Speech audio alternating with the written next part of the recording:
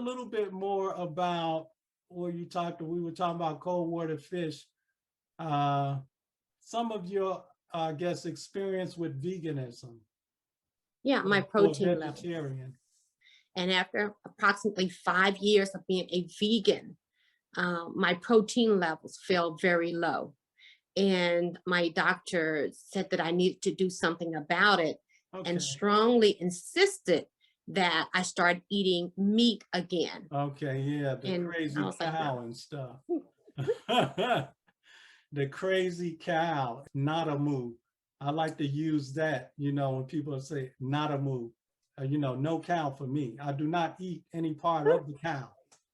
Thank you. So how did you Yes, like being a pescatarian, I guess, eating the fish? Did it help with your protein level? yes, it did. Okay. And I don't eat it every day, but I would eat it like maybe 3 to 4 times a week. And then all other days, it's just um, my being a vegan again. Okay. Do you get into raw vegan? No, No? I like my food cooked. Okay. Well, as I evolve, that's something, that I've been getting into. I started out uh, as vegetarian and doing all the cleansing really from my background. I'm not going to get into most of my viewers and listeners know my issue way back in the day that got me to where I'm at with kidney disease. And I was like, went from 150 to 250 pounds in 48 hours. So I'm not going to go into detail. We could talk about that offline if you like to hear some of that. But my viewers already know. If you're new, then you're going to catch it on one of my other YouTube videos.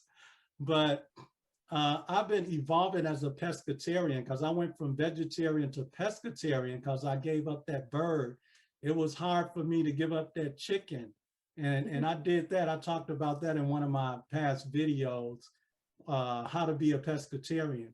And when I gave up that fried bird, that's when I became a pescatarian because that was the only meat that I was eating other than fish.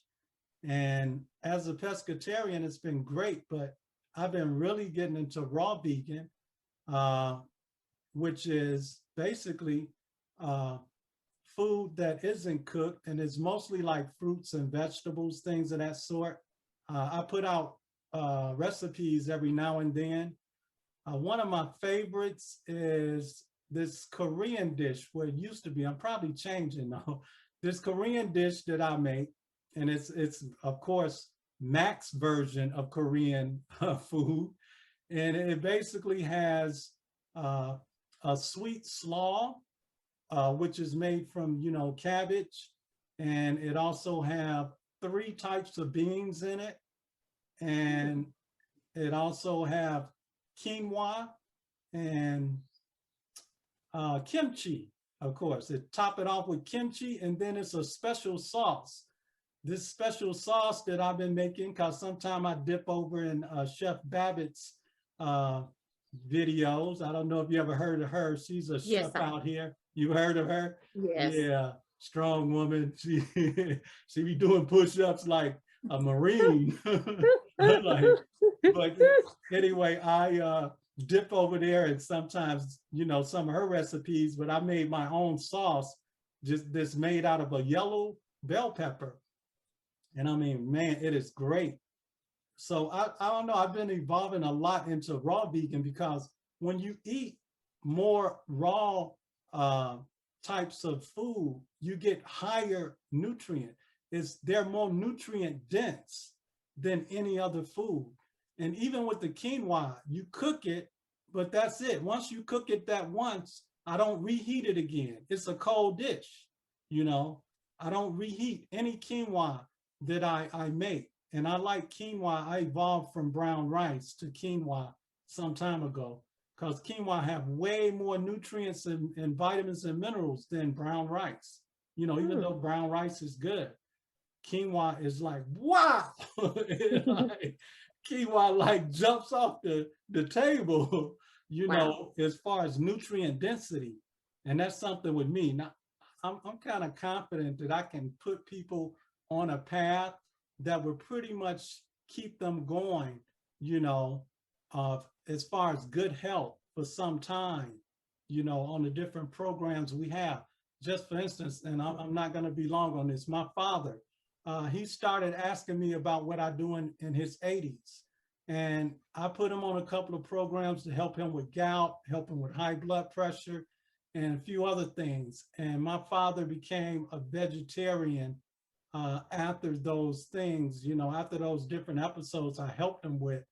And he got to the point when he was in his 90s and he was talking like, I only eat organic.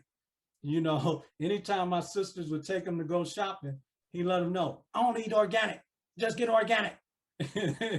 And so I got a t-shirt now, Holistic Health Talk. We got to start getting that t-shirt out that says, I only eat organic. And I mean, this man was trying to shovel snow in Chicago at the age of 90.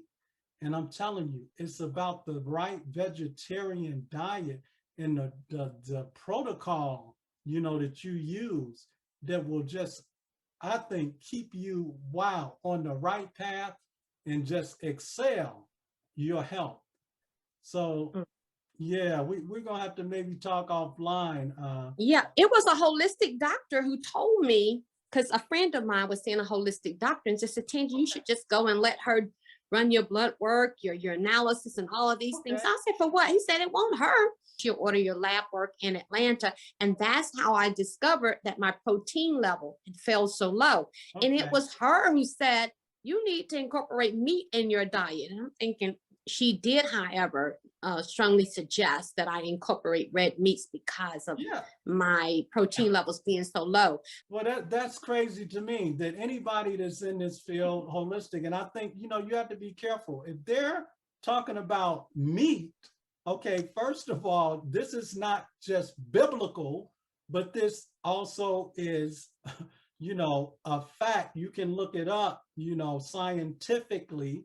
The plant is the most perfect source of food for the body, okay? Scientific and biblical. It's the most perfect source of food. So when you're talking with a practitioner, especially holistic, and they talk about meat, whoa, big sign, run. If you can't run, fly away from them. I mean, oh no. Man, you know, it's a big misnomer. You can get protein so easily from so many places. But you know what I do? I'm regimented. So, I mean, just eating beans. You look on the can, I read labels. You look on the can and see, I said can, because I don't make my beans out of a bag. Sorry, y'all. But guess what? I'm still getting a good source of vitamins and minerals. But it's 12 or 14 grams in red beans, okay? The red kidney beans, okay? If you want to cook them and all that, that's up to you. But protein, soy, it's like 20 grams. Soy, you get any soy product, you know what I'm saying? And you can take soy just out of the package, put it in a smoothie, you know. And I usually tell people to get a recipe because, you know, especially you're not used to making smoothies or drinks, juice drinks. Put that soy in some type of drink with fruits, vegetables, or whatever. You're going to get a lot of protein just from that. Okay, 20 grams. I'm just giving you some examples. Yeah, I hear There's you. a lot of stuff that have protein, pea protein, like I was telling you earlier. You know, I have a drink in the morning that has pea protein in it. Peas have a lot of protein. You know, it's very easy to get protein. And then when you're eating raw vegan, you're getting a higher source of nutrients, you know. And I mean, it's something as simple as I have a cucumber dish. It's like a cucumber salad.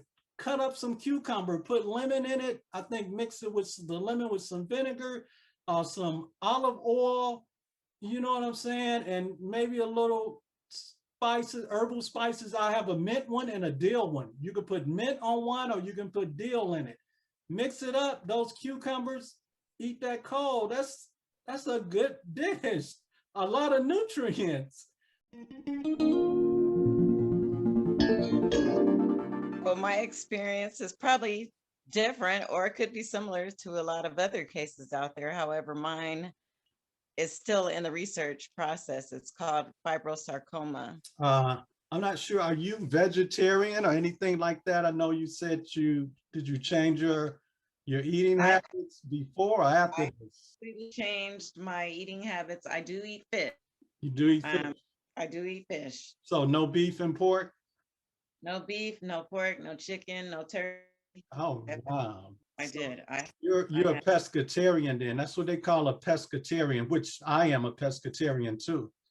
Okay. Yes, that's pretty much what I am, but I'm just, like I said, just fish. That's it. Wow, So that's good. diet. Yeah, And I've noticed a lot of changes with me. yeah, By a lot of things have changed.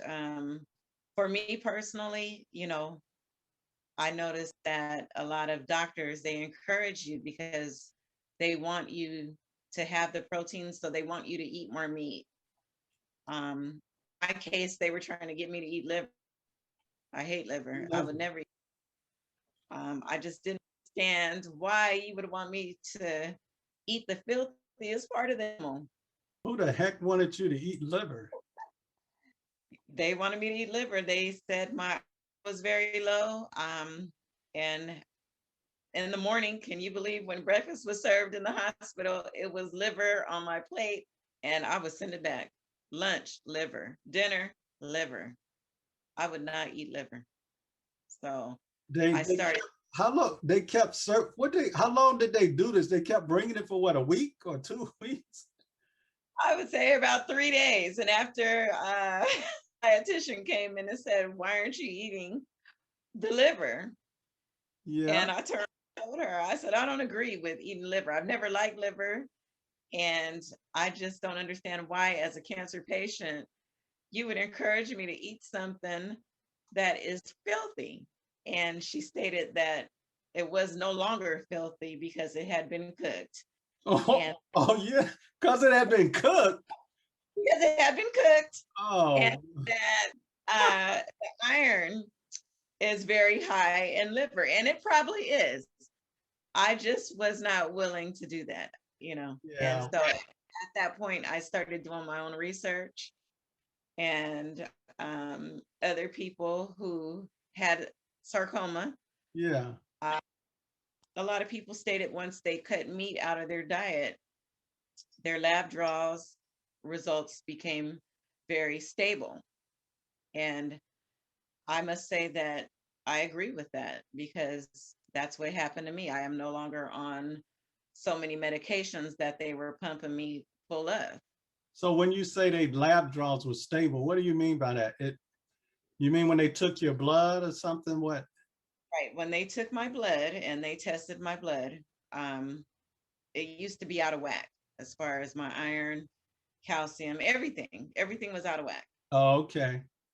And once I cut out meat and started eating more vegetables, Yeah, you know, everything became normal, and even my oncologist that I have today, she keeps telling me, "I don't know what it is that you're doing." And I explained to her what I'm doing. yeah.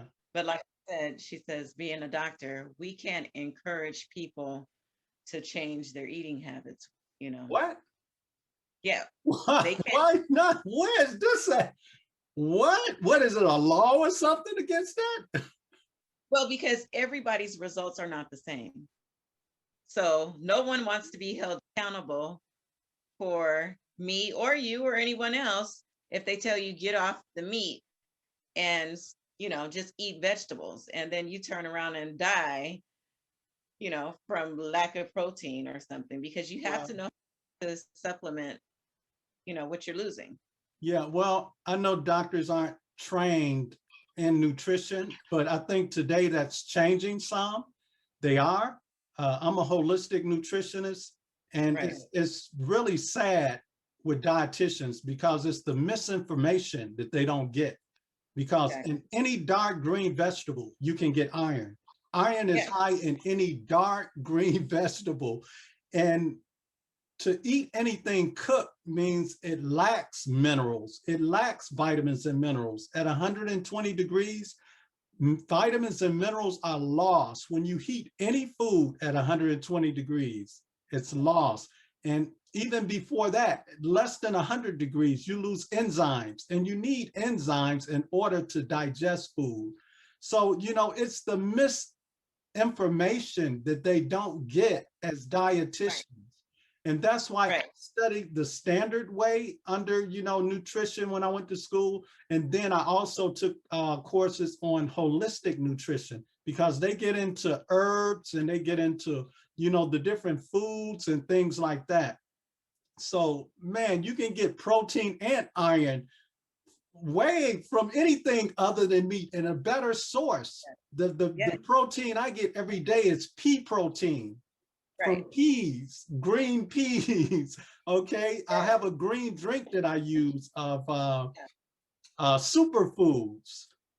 These are like green algae and stuff like that, chlorella and spirulina. Yeah, alfalfa. All of those are very high in nutrients, vitamins, minerals. And pea protein is the thing today. I don't even mess with anything of the cow. That's why I don't want to put whey, however they say that, in my body. I don't use whey for protein. I use pea protein. You know, it's just sad. These people don't have the information. Right. You know, and one thing that I have learned is that doctors are paid to push medicines. Yeah. So I think so.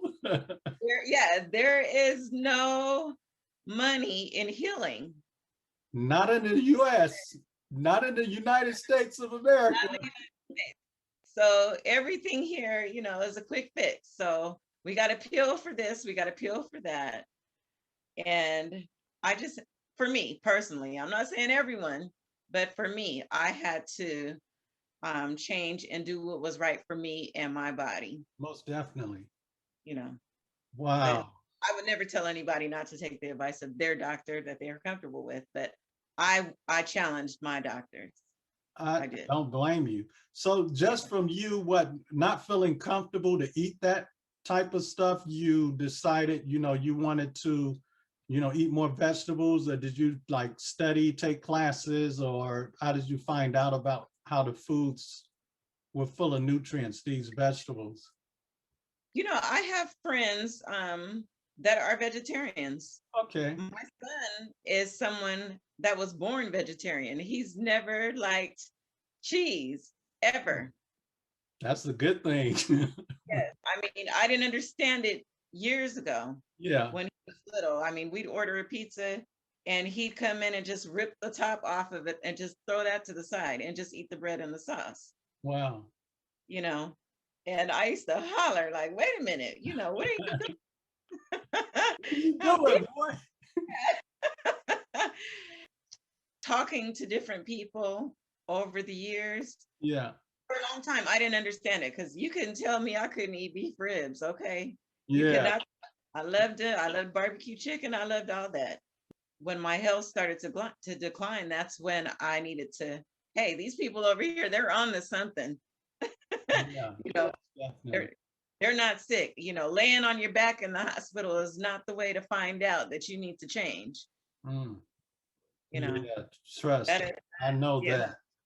Yeah, that's not the way to do it, because sometimes it can be too late.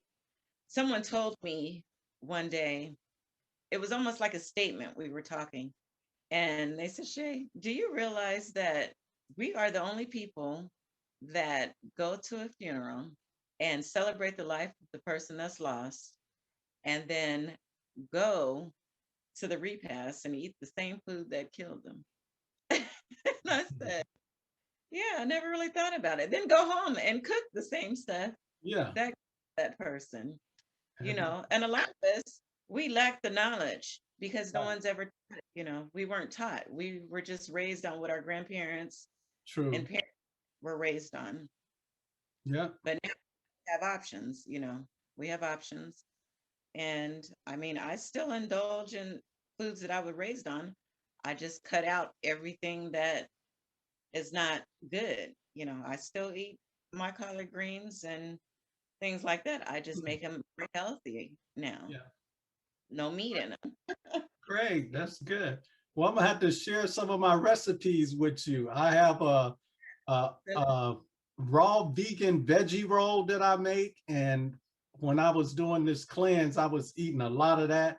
And then I have this Korean slaw and this spicy Korean slaw with quinoa that I make. It's a dish that has 3 types of beans, uh, and I make this slaw and then with quinoa, and then I make a special sauce that goes over it made from a yellow bell pepper. So I'm gonna have to share some of those with you. Yes. Since you are pescatarian, my fellow pescatarian now. Exactly. That's exactly what I am, a pescatarian. Yeah. So, Well, I'm a yes. pescatarian and raw foodie. I have a regimented diet, and I'm getting more into the raw foods now.